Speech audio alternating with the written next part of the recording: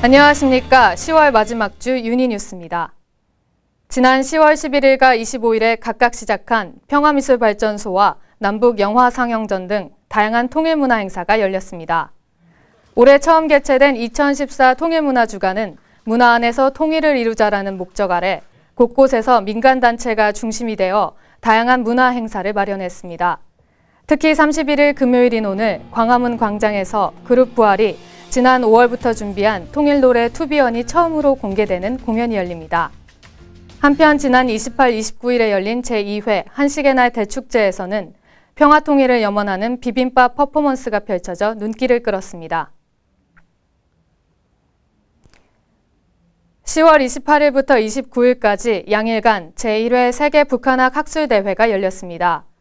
박 대통령은 영상 축사를 통해 이제 분단의 고통을 근본적으로 해소할 때가 되었다며 북한학 연구자들이 분단의 장벽을 허물고 한반도에 진정한 평화가 자리 잡을 수 있도록 지혜를 모아주길 바란다고 당부했습니다.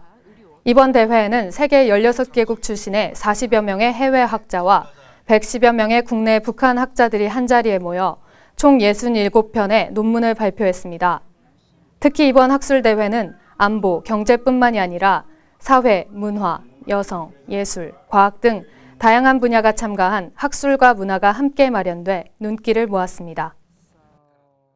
만수의 창작사가 아프리카 한 17개국, 현재까지 제가 리서치한 바로는 17개국인데요. 17개국에 걸쳐서 만든 기념비와 건축물들에 대한 다큐멘터리입니다. 그래서 그 기념비와 건축물이 왜 아프리카에 생겨나게 됐고 그것이 현재 어떤 의미로 우리한테 받아들여져야 되는가, 뭐 이런 질문들을 함께 이제 공유하고자 만든 것입니다. 사실은 그동안 북한의 문제는 정치적 이슈와 사회적 이슈 중심으로 진행이 됐었는데 이번에 문화예술 분야가 함께 이렇게 접목되면서 북한을 보다 입체적으로 이해할 수 있는 굉장히 중요한 계기가 됐다고 생각합니다.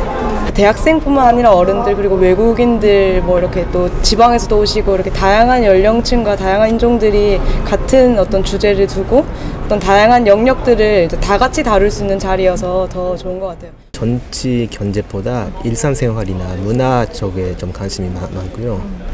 뭐 이런 측면에서 앞으로도 연구나 마치 이런 공연 같은 거 하면 그러니까 북한 연구 더 넓게 볼 수 있고요. 되게 좋다고 생각하고 있습니다.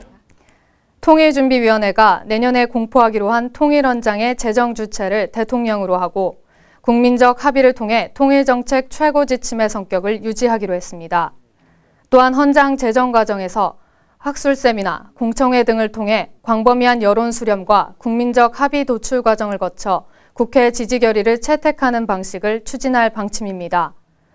통일헌장 제정 기조로는 대한민국의 헌법 질서, 보편적 가치와 변화된 통일 환경에 부합하는 통일 인식 함양, 기존 통일 방안과의 정합성 확보, 세대 이념 정파를 초월하는 내용 등 4가지를 제시했습니다. 통일준비위원회는 광복 70주년인 내년에 공포될 통일헌장에 세부적 통일 원칙, 정부의 책무, 북한 및 주변국에 대한 메시지 등을 구체적으로 담을 계획입니다. 정부가 남측이 제안한 10월 30일 고위급 접촉 무산에 대해 유감을 표명했습니다. 통일부 임병철 대변인은 29일 논평을 통해 민간단체의 전단 살포는 정부가 통제할 수 있는 사항이 아님을 재차 강조하며 북한이 남북관계를 개선시키려는 의지가 있는지 의구심을 갖지 않을 수 없다고 밝혔습니다. 앞서 우리 정부는 전통문을 통해 2차 남북 고위급 접촉에 대한 북한의 분명한 입장을 요구했으나 북한은 전단지 살포에 대한 우리 정부의 입장을 비난하며 고위급 접촉 개최는 남측의 책임 있는 선택에 달려 있다고 밝혔습니다.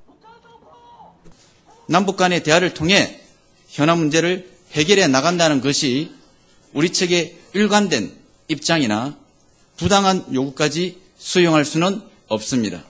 다음 달 24일에서 28일 프랑스 파리에서 열리는 유네스코 무형유산위원회에서 한국의 농악이 17번째 인류 무형유산으로 등재될 예정입니다. 이 밖에도 종묘제례, 종묘제례악, 판소리, 강릉단오제, 강강술래, 매사냥, 택견, 김장문화 등이 유네스코 인류 무형유산으로 등재되어 있습니다. 한편 북한의 평양, 평안남도, 황해남도, 강원도, 함경북도, 자강도 지역의 아리랑이 유네스코 인류 무형유산으로 등재 권고를 받았습니다. 이번 아리랑이 등재되면 북한 지역에서는 첫 유네스코 인류 무형유산이 탄생하게 됩니다. 앞서 우리 아리랑은 2012년에 별도로 등재된 바 있습니다. 결의말 큰사전 남북 공동편찬사업회에 남측 홍종선 위원장을 비롯한 28명이 30일 평양에 방북했습니다. 2009년 10월 개성에서 열린 19차 편찬 이후 5년 만에 북한 대남단체인 민족화해협의회와 지필회의 등을 하고 다음 달 8일에 돌아올 예정입니다. 결의말 큰사전에 실릴 낱말은 총 33만여 개이며 지금까지 남북이 합의한 낱말 수는 5만 5천여 개로 앞으로 협의를 통해 2019년 4월까지 사전 편찬 사업을 마무리할 계획입니다. 통일부는 민족 공동 문화유산 보존 및 언어 동질성 회복 사업으로서 의미를 감안해 방북을 허용했다고 밝혔습니다.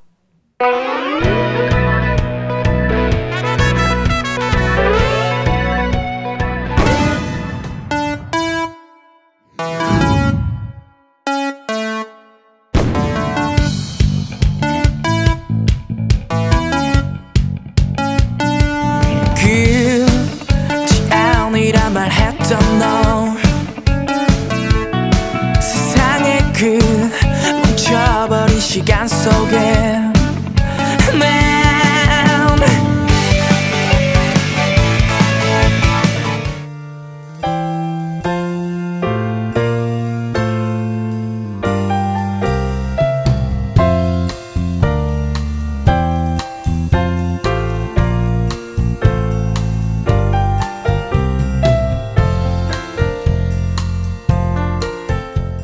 그 이별이 너무 길다. 그 오작교 연가는 그 분단 70주년을 그 주제로 한 것입니다. 저희들은 그 무감각하게 그 무덤을 지내지만은 실제로 분단 70년이 굉장히 길고 이로 인한 그 고통과 그 상처가 굉장히 큰 것 같습니다.